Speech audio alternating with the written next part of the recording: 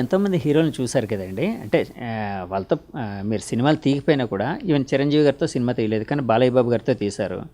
అంటే వాళ్ళ మెంటాలిటీస్ తెలుసు కదండీ!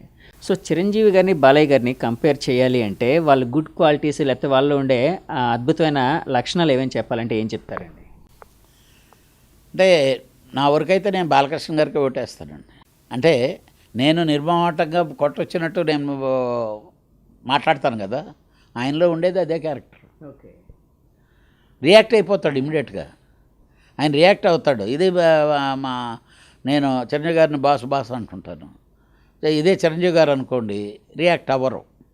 అక్కడ ఎదురుగా ఉండేవాళ్ళ ముందు ఆయన చెడ్డగా బిహేవ్, లోపల బాధ ఉన్నా, లోపల ఎమోషన్ ఉన్నా, కోపం ఉన్నా పక్కకెళ్ళి అవతలడితో చెప్తాడేమో కానీ ఈయన రియాక్ట్ అవ్వరు. అంటే మనిషికి ఒక్కో స్టెప్ ఉంటుంది. ఓకే. ఆ విధంగా లెక్కేసుకున్నప్పుడు నేనైతే నిజాయితీగా డైరెక్ట్గా మాట్లాడేవాడినే. నేను అలా బిహేవ్ చేస్తున్నాను, నేను ఎవరిని కోరుకుంటాను? లోపల ఫీల్ అవుతూ తర్వాత ఇంకోటితో చెప్పించో, లేకపోతే తర్వాత ఈడేదో ఇది చేస్తే మొన్న ఈడిలా బిహేవ్ చేశాడు కదా అనుకునేవాడు కంటే స్పాట్లో నువ్వు రియాక్ట్ అయిపోయి ఆ చాప్టర్ అంతటితో వెళ్ళిపోవాలండి. దాన్ని క్యారీ చేయకూడదు ఎప్పుడు. ఆ బేస్లోకి వచ్చినప్పుడు బాలకృష్ణ గారే నేను నెంబర్ 1 అంటాను. సినిమాలు హిట్లో లేకపోతే కెరీర్లో, గ్రాఫ్లో, ఫిగర్లో ఇవన్నీ అసలు నా సంబంధం లేదు. నేను ఇది లేదు. నేను చిరంజీవి గారితో నేను అన్న రోజులు ఉన్నాయి. బాస్ మీరు ఎక్కడ ఇస్తారులే బాస్ మాకు డేట్లు అని నేను అన్న రోజు ఉంది. ఆయన అప్పుడు ఏమనేవారండి? నవ్వుతారు అంతే. ఇదే రామ్ చరణ్ గారు ఉన్నారు. నాకు కళ్యాణ్ గారు మనం సినిమా నాకు చిరంజీవి గారు అనలా, మనం సినిమా చేయాలి కళ్యాణ్ అని.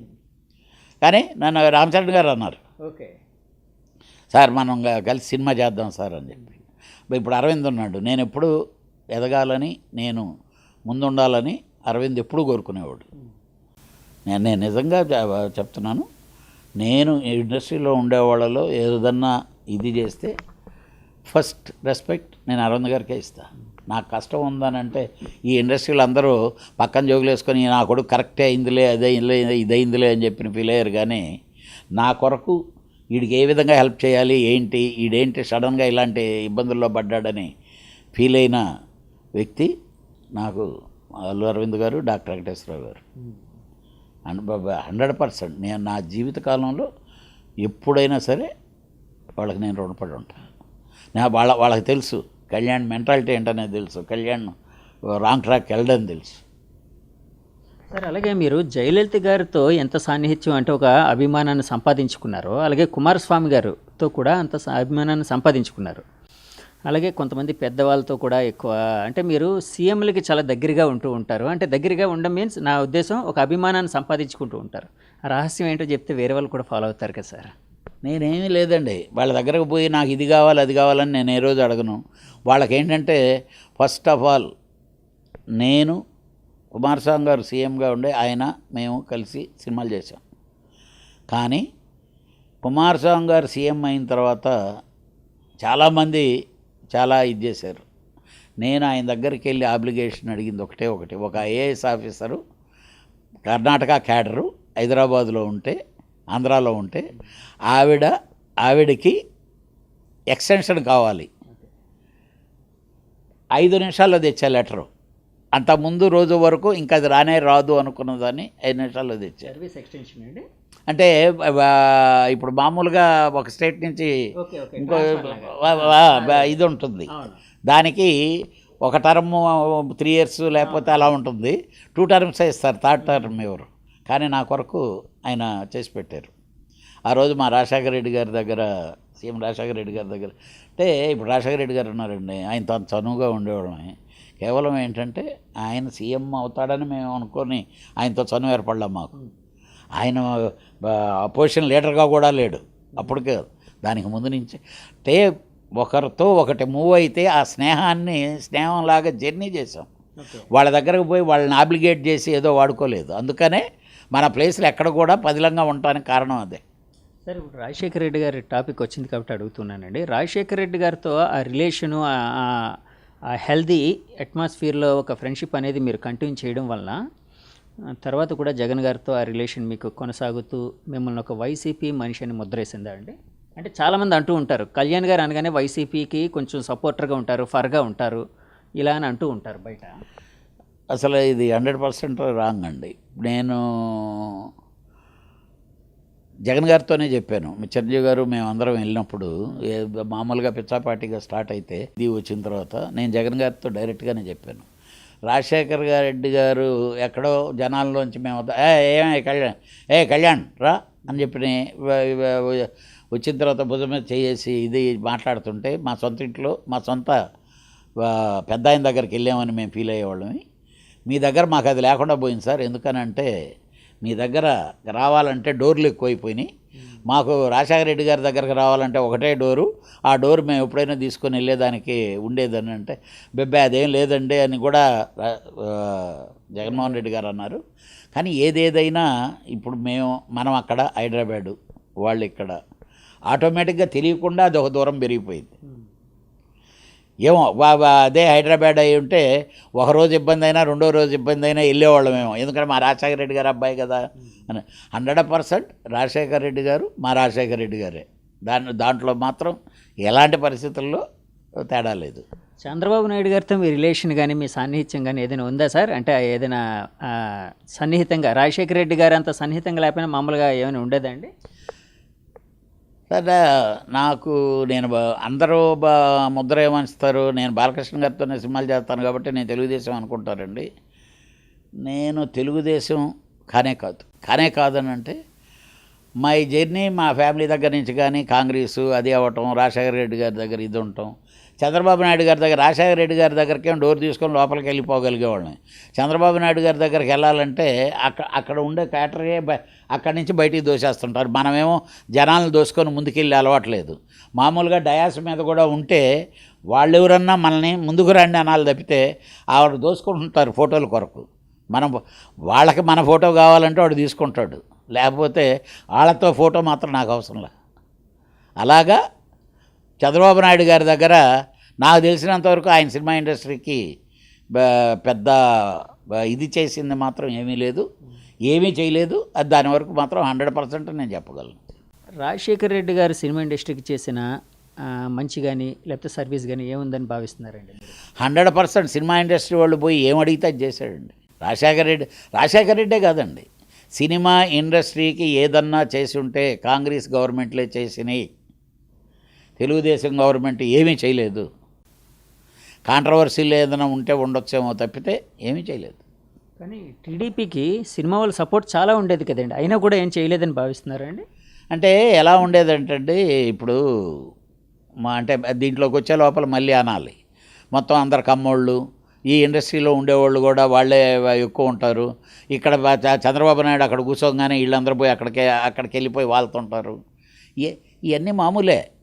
రాజశేఖర రెడ్డి గారి దగ్గరకు కూడా ఇలానే మేము ఒక మూవీ టవర్స్ ల్యాండ్ పోతే ఆ విషయంలో మేము తిరుగుతూ ఉంటే మేము చనువుగా తీసుకొని వెళ్ళి అందరూ వెళ్తే వీళ్ళందరూ వచ్చారు కదా, చంద్రబాబు నాయుడు వస్తాడు కదా అప్పుడు తీసుకుంటారు అన్నాడు. వీళ్ళని చూడంగానే మాకు అది కాదు, సినిమా వాళ్ళని మేము అంటే అనేవారు. ఎవరు మా నిర్మోహాటంగా మొహాల మీద అన్న ఇన్సిడెంట్లు ఉన్నాయి. ఆ తర్వాత ఇదే ఆశేషగిరి గారు నేను వెళ్ళి పోరాటం చేసి ల్యాండ్కి ల్యాండ్ సాధించిన ఇన్సిడెంట్స్ ఉన్నాయి. అంటే అలాగా అంతే తప్పితే చంద్రబాబు నాయుడు గారి దగ్గరికి మనం పోయి అక్కడ కనిపించగానే ఆయన ఏదో మనం దేశాన్ని దొబ్బేయటానికి వచ్చినట్టుగా ఆయన ఫీల్ అవుతారు. మనకెందుకు, మనమేం దొబ్బేసే పని లేదు, ఇది లేదు. ఇది కాకపోతే చంద్రబాబు నాయుడు గారికే ఎక్కువ మేము ట్రైలర్లు గీలర్లు చేసి ఇచ్చాం. నేను కాంగ్రెస్కి నేను చేయించిన ఎలక్షన్లప్పుడు కామన్గా అడుగుతారు, కామన్గా చేస్తాం. కాకపోతే మా బాలయ్య బాబు మా బావగారు కాబట్టి ఓకే అక్కడ కలిసినప్పుడు సార్ నమస్తే సార్ ఇది తప్పితే తెలుగుదేశం గవర్నమెంట్ని మేమేమీ వాడుకోలేదు. నేనైతే వాడుకోలేదు. కాంగ్రెస్ గవర్నమెంట్లో కూడా నేనేం ఏ గవర్నమెంట్లలో మేమే వాడుకోవాలి.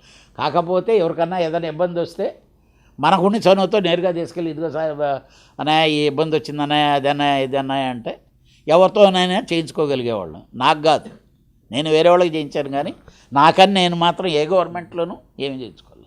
సార్ బాలయ్య బాబు గారితో మీకుండే ఆ రిలేషన్ ఏదైనా ఒక మెమరబుల్ ఇన్సిడెంట్ చెప్పమంటే ఏదైనా ఒకటి చెప్పగలరా? అంటే ఒకటే ఉందండి, ఆయన నన్ను సొంతోడు అనుకుంటాడు, నా కంపెనీ ఆయన సొంత కంపెనీ అనుకుంటారు. ఇంకా మా ఇద్దరి మధ్యన అలాంటిది ఏమీ లేదు. కానీ ఎనీథింగ్ మేమిద్దరమే మాట్లాడుకుంటాం, మా ఇద్దరికి మధ్యవర్తులు ఉండరు. ఎనీ ఫైనాన్షియల్ మ్యాటర్ కావచ్చు, లేకపోతే ఇంకోటి కావచ్చు, బాబు నేను మిమ్మల్ని కలవాలండి అని వస్తే నేరుగా ఆయన ముందు చాలామంది చెప్పేదానికి భయపడతారు. నేనైతే బాబు ఇది మాట్లాడదామని వచ్చాను బాబు, ఇది బాబు దీన్ని ఇలా చేస్తే బాగుంటుంది బాబు అంటే సరేనండి. ఆయన దానికి ఇమీడియట్గా ఆన్సర్ చెప్పగలిగితే విత్ ఇన్ సెకండ్లోనే చెప్తారండి. ఇంకా దాచిపెట్టడం నానబెట్టడం అసలు ఉండదు. అవి ఏదన్నా ఆలోచించి చెప్పేదైతే సరే నేను మీకు మళ్ళీ ఫోన్ చేస్తానని చెప్తారు. మనం మర్చిపోతామేమో కానీ ఆయన మర్చిపోరు. సాయంకాలమో లేకపోతే morning. He is very sincere ఆ విషయాలు. ఇప్పుడు నేనున్నాను, బాలకృష్ణ గారు సూపర్ హిట్ కొట్టారు కదా అని చెప్పి అక్కడ జనాల నుంచి దోసేసుకొని నేను వెళ్ళేసి నాకు అర్జెంటుగా సినిమా చేస్తాను నేను అడగను. ఆయన కమిట్మెంట్లు ఆయనకు ఉంటాయి, ఆయనకు ఉంటాయి. కానీ కళ్యాణ్ మావోడు అనేది ఆయనకు ఉంటుంది. అది సంపాదించుకున్నా నాకు అది చాలు. చనువు ఉండడం వల్లనే ఆ మధ్య అప్పుడు ఒక చిన్న సమస్య వచ్చినప్పుడు కూడా మీరే ముందుకు వచ్చి మాట్లాడినట్టున్నారు కదండి. అప్పట్లో సినిమా వాళ్ళందరూ వెళ్ళినప్పుడు బాలయ్య బాబు గారు ఏదో మామూలుగా ఒక మాట అన్నారని చెప్పి తర్వాత కాంట్రవర్సీ ఒక రేగడం, జగన్ గారి దగ్గరికి సినిమా వాళ్ళందరూ వెళ్ళినప్పుడు ఆయన్ని ఇన్వైట్ చేయలేదని, సంథింగ్ ఏదో జరిగిందని. అంటే ఒకటి ఉందండి, బాలయ్య బాబు గారు ఏది దాచిపెట్టుకోరు. అంటే ఆయన అడిగితే నేను వెళ్ళి చెప్పిన మాట వాస్తవమే. కానీ అంటే నా వరకు నేనే అనుకుంటా కదండి, ఇప్పుడు బాలకృష్ణ గారు తెలుగుదేశం ఎమ్మెల్యే, అక్కడికి తీసుకెళ్ళటం బాగుంటుందా అనేది. జగన్ గారికి అదేం ఉండకపోవచ్చండి. ఇల్లే మనకే ఉంటుంది ఒక భయం, మనం ఏదో ఒకటి అడుగుదామని వెళ్తున్నాం, గబక్కన ఏదన్నా రియాక్షన్ వస్తుందేమో అని. అంటే ఆయనకి చెప్పమన్నట్టే చెప్పారు. కానీ అక్కడ ఉన్న వాళ్ళందరికీ ఆయన రాకుండా ఉంటే బాగుండన్నట్టే ఉంటుంది. నేను ఇది ఓపెన్గా చెప్పగలను, ఆయనకి ఇది ఓపెన్గా చెప్పగలను. కాకపోతే బాలకృష్ణ గారు ఎప్పుడు కూడా ఎప్పుడు నేను అక్కడికి రావాలి ఇక్కడ ఏమండి, బాలకృష్ణ గారి ఫ్యాను జగను. నిజమేనా సార్ అది? అంటే చాలాసార్లు వినిపిస్తూ ఉంటుంది, అందులో ఎంత నిజం 100% అండి. ఇప్పుడు ఇక్కడ ఈరోజు బాలకృష్ణ గారు ఎమ్మెల్యే అవుతారు, లేకపోతే ఎవరు ఇది డెఫినెట్గా is a fan of Balakrishna. అలాగనే బాలకృష్ణ గారిని ఏ రోజు కూడా జగన్ గారు ఎక్కడన్నా తిట్టారండి? అలానే జగన్ ఎక్కడన్నా బాలకృష్ణ తిట్టాడండి? ఏం ఉండదు. సమయానుభావం సిచ్యువేషన్ బట్టి ఏదో మాట్లాడతారు తప్పితే ఈరోజు కూడా బాలకృష్ణ గారికి పలానా పని ఉంది అని చెప్పిన కానీ ఫోన్ చేస్తే అటు కేసీఆర్ కానీ ఇటు జగన్ కానీ 100% చేస్తారండి. ఎందుకంటే ఆయన ఏం స్వార్థం కొరకు ఏమీ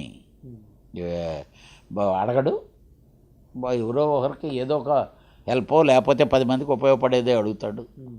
డెఫినెట్గా దే విల్ సపోర్ట్.